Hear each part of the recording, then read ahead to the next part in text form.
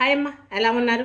రండి బీరకాయ టమాటా పచ్చడి చేద్దాం. ఈ రోజు మనం బీరకాయ టమాటా పచ్చడి చేద్దాం. మొదట బీరకాయ ముక్కలను వేసేసుకోండి. కొంచెం ముదురుగా ఉన్నాయి, అందుకని పచ్చడి చేస్తున్నా. సరిపడా ఉప్పు, 1/2 కిలో బీరకాయలకి 1/2 కిలో టమాటాలు వేసేయండి.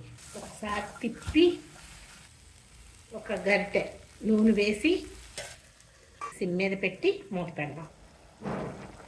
నీరు వస్తుంది, సిమ్ మీదే పెట్టండి. అలాగే కొంచెం పసుపు, జీలకర్ర, వెల్లుల్లి గబ్బాలు, కొన్ని పచ్చిమిరపకాయలు సరిపడా వేసి ఒకసారి తిప్పి మూత పెడదాం. పచ్చడికి సరిపడా చింతపండు గుజ్జు కానీ చింతపండు కానీ వేసుకొని మూత పెట్టేసి దగ్గరికి వచ్చిన తర్వాత తీసేద్దాం. ఇలా దగ్గరికి వచ్చేసింది కదా.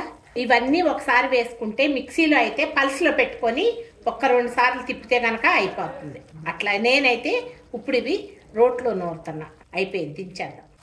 మొదట పచ్చిమిరపకాయలని ఇలా తీసేసుకొని ఒక ప్లేట్లోకి ఫస్ట్ పచ్చిమిరపకాయలు వెల్లుల్లిపాయలు నూరిన తర్వాత రోట్లో అయితే బీరకాయ ముక్కల్ని నూరుకుందాం. పచ్చిమిరపకాయలు వెల్లుల్లిపాయ గబ్బాలు వేసుకుందాం. ఒకసారి నూరుదామా. ఇలా కచ్చపచ్చగా నూరండి ఈ బీరకాయ టమాటా ముక్కలు. దీంట్లో మనం జీలకర్ర వేసాము, చింతపండు వేసాము, మనం ఇంకేమీ వేయాల్సిన అవసరం లేదు. బ్యాచిలర్స్కి ఈజీ పచ్చడమ్మ. నూరేద్దాం.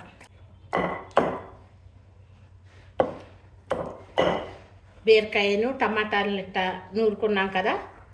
చిన్న ఉల్లిపాయ 4 ముక్కలు కోసి వేసుకోండి. కచ్చా పచ్చగా నూరుకుంటే టేస్ట్ చాలా బాగుంటుంది. ఈ బీరకాయ టమాటా పచ్చట్లోనమ్మ ఒక చిన్న టిప్ చెప్పనా. ఇలా కొంచెం కారం వేసుకోండి, ఒకసారి కలపండి. ఒకసారి టేస్ట్ చూస్తాను. అన్నీ కూడా సరిపోయినాయి. ఇంకా తీసేసుకుంటామే. కావాలంటే తిరగమాత పెట్టుకోండి, మీ ఇష్టం. నేనైతే చుట్టాలు వస్తే తిరగమాత పెడతా. పచ్చడి ఒకసారి రోట్లోనే ఇలా కలుపుకొని పచ్చడి